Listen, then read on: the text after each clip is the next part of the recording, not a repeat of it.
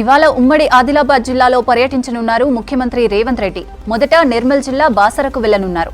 అక్కడ సరస్వతి అమ్మవారిని దర్శించుకుని ప్రత్యేక పూజలు చేయనున్నారు. తర్వాత బాసర ఆలయ అభివృద్ధి, గోదావరి పుష్కరాల పనులకు శంకుస్థాపన చేస్తారు సీఎం. వీటితో పాటు యంగ్ ఇండియా ఇంటిగ్రేటెడ్ స్కూల్ పనులను ప్రారంభించనున్నారు. తర్వాత ఆదిలాబాద్ జిల్లా పిప్పిరిలో నిర్వహించే బహిరంగ సభకు అటెండ్ కానున్నారు సీఎం. రంగారెడ్డి జిల్లా రాజేంద్రనగర్లోని బద్వేల్లో తెలంగాణ హైకోర్టు జోన్ 2 నిర్మాణానికి శంకుస్థాపన జరిగింది. సుప్రీంకోర్టు ప్రధాన న్యాయమూర్తి justice Surya Kant, CM Revanth Reddy, high court ప్రధాన న్యాయమూర్తి జస్టిస్ అపరేష్ కుమార్ సింగ్ కలిసి భూమి పూజ చేశారు. ఈ కార్యక్రమానికి సుప్రీంకోర్టు న్యాయమూర్తులు justice P S Narasimha, justice Ujjal Bhuyan, justice S V Bhatti, justice Alok Aradhe హాజరయ్యారు. 100 ఎకరాల్లో అత్యాధునిక సదుపాయాలతో హైకోర్టు భవనం, జడ్జీల నివాస గృహాలను నిర్మించనున్నారు. కొత్త హైకోర్టు సముదాయం దేశంలోనే ఒక ఆదర్శ ప్రాజెక్టుగా నిలుస్తుందన్నారు సుప్రీంకోర్టు ప్రధాన న్యాయమూర్తి జస్టిస్ సూర్యకాంత్. పాత హైకోర్టు చారిత్రాత్మకమైనదే అయినా ఆధునిక అవసరాలకు సరిపోవడం లేదన్నారు. 100 సంవత్సరాల అవసరాలను దృష్టిలో పెట్టుకుని ప్రణాళిక రూపొందించారన్నారు.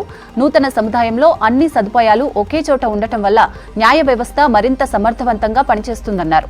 కోర్టు నిర్మాణం అంటే కేవలం భవనం కాదని, అది న్యాయం మీద ప్రజల నమ్మకాన్ని బలపరిచే ప్రాజెక్ట్ అన్నారు ముఖ్యమంత్రి రేవంత్ రెడ్డి. కాంగ్రెస్ ప్రభుత్వం ఎప్పటికీ పేదల పక్షాన నిలుస్తుందని కార్మిక శాఖ మంత్రి వివేక్ వెంకటస్వామి అన్నారు. కార్మికుల సంక్షేమానికి కట్టుబడి ఉందన్నారు. హైదరాబాద్ సోమాజిగూడ నివాసంలో మంత్రి వివేక్ ని కలిశారు gig and platform workers association నాయకులు. అసెంబ్లీలో గిగ్ వర్కర్ బిల్లు పాస్ చేసినందుకు మంత్రికి ఘనంగా సన్మానం చేసి కృతజ్ఞతలు తెలిపారు. తమకు అండగా ఉన్న కాంగ్రెస్ ప్రభుత్వానికి, కార్మిక శాఖ మంత్రికి ఎప్పటికీ రుణపడి ఉంటామన్నారు గిగ్ వర్కర్లు. అకాల వర్షాలకు నష్టపోయిన రైతులను ఆదుకుంటామన్నారు ప్రభుత్వ విప్ ఆది శ్రీనివాస్. గతంలో బీఆర్ఎస్ సర్కార్ వర్షాలకు పంట నష్టపోతే పరిహారం ఇవ్వలేదని ఆరోపించారు. ప్రజాప్రభుత్వం రైతులకు అండగా ఉంటుందన్నారు. రాజన్న సిరిసిల్ల జిల్లా కోనరావుపేట మండలం మరిమడ్ల గ్రామంలో అకాల వర్షాలకు దెబ్బతిన్న పంటలను పరిశీలించారు విప్ ఆది. ఆదుకుంటామని రైతులకు భరోసా ఇచ్చారు. రాష్ట్రంలో అన్ని విధాలుగా కాంగ్రెస్ సర్కారు ఫెయిల్ అయిందని విమర్శించారు బీజేపీ స్టేట్ చీఫ్ రామచంద్రరావు. దేశంలో ఎక్కడ ఎన్నికలు జరిగినా కాంగ్రెస్ పార్టీకి డబ్బులు ఇస్తుంది తెలంగాణ రాష్ట్రమేనని ఆరోపించారు. భారత్లో ఎక్కడా గ్యాస్, పెట్రోల్ కొరత లేదని కాంగ్రెస్ నేతలు తప్పుడు ప్రచారం చేస్తున్నారని ఆరోపించారు. రాష్ట్రంలో ఏ ఎన్నికలు జరిగినా బీజేపీ ఒంటరిగానే పోటీ చేస్తుందన్నారు రామచంద్రరావు.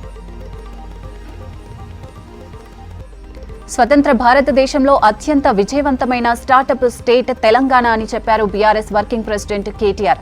పోరాటాలు, త్యాగాల ఫలితంగా తెలంగాణ రాష్ట్రం ఏర్పడిందన్నారు. తెలంగాణ ప్రస్థానం అంటే ఆత్మగౌరవం, ఆకాంక్ష, పురోగతికి నిదర్శనమని చెప్పారు. న్యూయార్క్లోని కొలంబియా బిజినెస్ స్కూల్లో జరిగిన 21వ వార్షిక ఇండియా బిజినెస్ కాన్ఫరెన్స్ లో పాల్గొన్నారు కేటీఆర్. రాష్ట్రాన్ని, దేశాన్ని నడిపే నాయకత్వానికి స్పష్టత ఉంటే జవాబుదారీతనం పెరుగుతుందని, దాని ద్వారా అభివృద్ధి వేగవంతమవుతుందని చెప్పారు. హైదరాబాద్ నడిబొడ్డున 7,000 కోట్ల భూ స్కామ్ జరిగిందని ఆరోపించారు మాజీ మంత్రి హరీష్ రావు. నాదర్గుల్ భూములపై రాష్ట్ర ప్రభుత్వం కన్నుపడిందన్నారు. నాదర్గుల్లోని 376 ఎకరాల భూములను కొల్లగొట్టారని చూస్తోందన్నారు. నాదర్గుల్ భూముల స్కామ్ వెనుక ప్రభుత్వంలో ఉన్న పెద్దల పాత్ర ఉందని ఆరోపించారు. ఆర్టీఓ, హైడ్రా అధికారులు నాదర్గుల్ భూములను ఎందుకు కాపాడటం లేదని ప్రశ్నించారు హరీష్ రావు. అసెంబ్లీ ఎన్నికలు జరిగే 5 రాష్ట్రాల్లో ప్రచారం జోరుగా సాగుతోంది. పశ్చిమ బెంగాల్లో పర్యటించిన ప్రధాని మోదీ బీజేపీ భారీ మెజారిటీతో అధికారంలోకి రాబోతోందన్నారు. పోలింగ్ రోజు టీఎంసీ గుండాలకు భయపడకుండా ప్రజలు ధైర్యంగా ఓటేయాలని పిలుపునిచ్చారు. ఇన్నాళ్లు అధికార బలంతో చేసిన పాపాలకు టీఎంసీ సమాధానం చెప్పాల్సిందేనన్నారు మోదీ. కేరళం అసెంబ్లీ ఎన్నికలు రాష్ట్ర భవిష్యత్తును నిర్ణయించేవన్నారు కేంద్ర మంత్రి అమిత్ షా.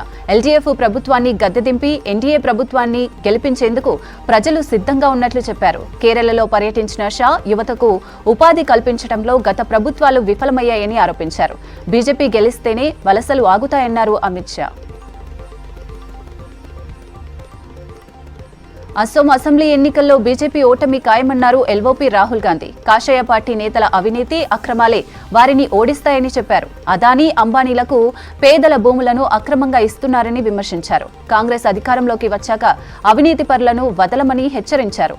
అసోంలో ఎన్నికల ప్రచారం చేసిన రాహుల్ కాంగ్రెస్ ను గెలిపిస్తే హామీలన్నీ నెరవేరుస్తామని చెప్పారు. హైదరాబాద్ లో ప్రయాణిస్తున్న కారులో మంటలు చెలరేగాయి. ఖైరతాబాద్ మెట్రో స్టేషన్ సమీపంలో ఈ ఘటన జరిగింది. కారులో ఒక్కసారిగా మంటలు చెలరేగాయి. కారులో ఉన్న ప్రయాణికులు అప్రమత్తమై కిందకు దిగడంతో పెను ప్రమాదం తప్పింది. ఫైర్ సిబ్బంది మంటలను ఆర్పారు.